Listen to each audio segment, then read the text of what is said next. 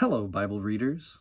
If you've been checking in on these posts for these Davidic Psalms, Psalm 60 probably feels a lot like the last 10 or so, right? So let me say a word about that. Johann Sebastian Bach, one of the three Bs, right? Brahms, Bach, Beethoven. Bach is perhaps most celebrated for his fugues. The genius of Bach, and this is not the only way to describe his musical genius, but he could take a line of music.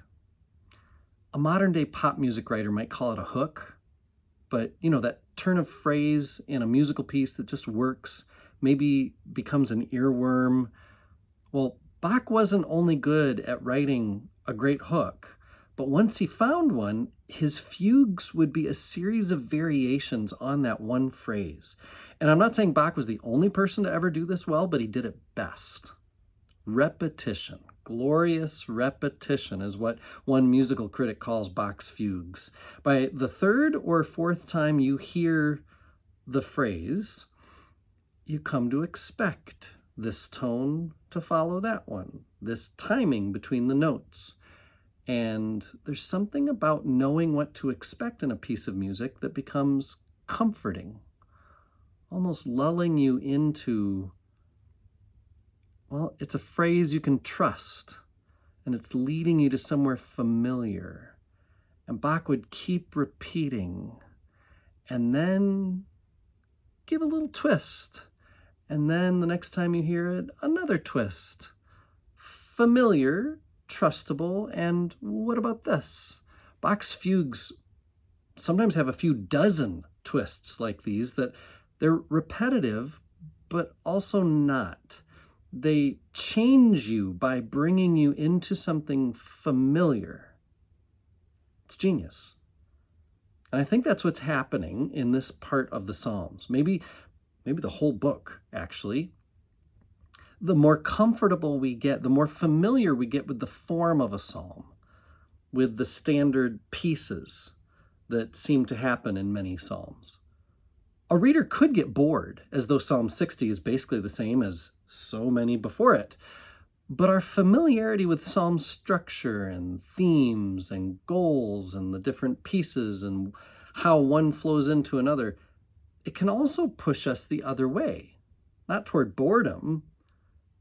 Instead of being bored, we can be that much more alert to the distinctive twists, the distinctive context and feelings of this particular psalmist. So Psalm 60 has two parts: a petition in the first 5 verses, a divine oracle in verses 6 to 8, and then the last few verses are a return to the first few as the psalmist shares their disappointments, their needs, their hopes. Again, the superscription would have us read 2 Samuel chapter 8, verses 1 to 14, and 1 Chronicles chapter 18, 12 to 13. Go ahead and read those if you'd like, if you haven't already, because that's where we could read about the military efforts of David and Joab. It's all pretty standard stuff, right? Like, here we go again. So, what's the twist? Or what about this psalm may help give a little flavor, not just to this one, but maybe to some other parts of Scripture as well? Well, for me, it was verse 8, where the psalmist basically trash talks the foes of Israel. Moab is my wash basin. On Edom I hurl my shoe. Over Philistia I shout in triumph. Now often, in fact, most of the time, the Psalms remain very, very vague, very broad in terms of the subjects of their lament or the circumstances of their prayers. And this is still pretty vague, but, well, more specific than most, right? To name the nations is specific. And actually, it is specific, but only to some extent. Moab, Edom, and Philistia, these are not like new enemies or enemies that, as a historian looks at it, oh, they were only the enemies of Israel for these 50 years. These are old enemies. In fact, they're so old, they're almost like a stand-in for the idea of enemies.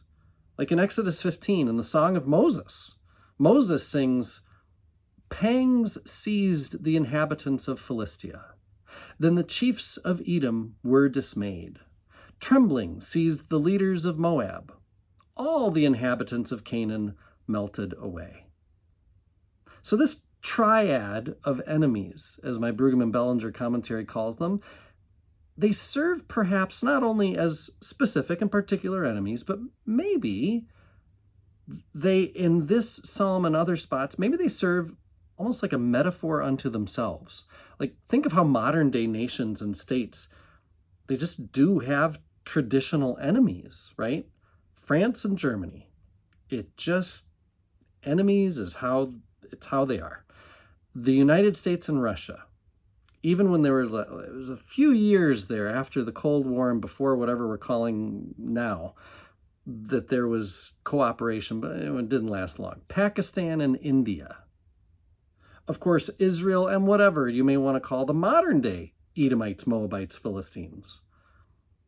Nations, states, even individuals have traditional enemies, which is kind of a strange idea, isn't it?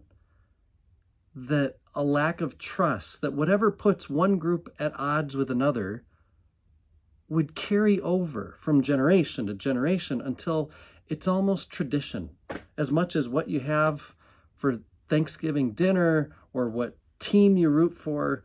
It almost becomes tradition to not get along with this group or that person, to be enemies. I'm not saying that's a good thing. I'm just saying it is a thing. Psalm 60 is familiar with its petition that God would do something. That makes it, we've seen this before. Restore us, repair the land, give us victory. But there's a variation on this theme, something distinct, something to notice, that God can be called upon, as all the Psalms are about, to, in this case, not just save us from all kinds of threats, but even the very old ones, very familiar ones, even traditional ones. I am one with my God. My God is with us, all of us, at all times and in all places.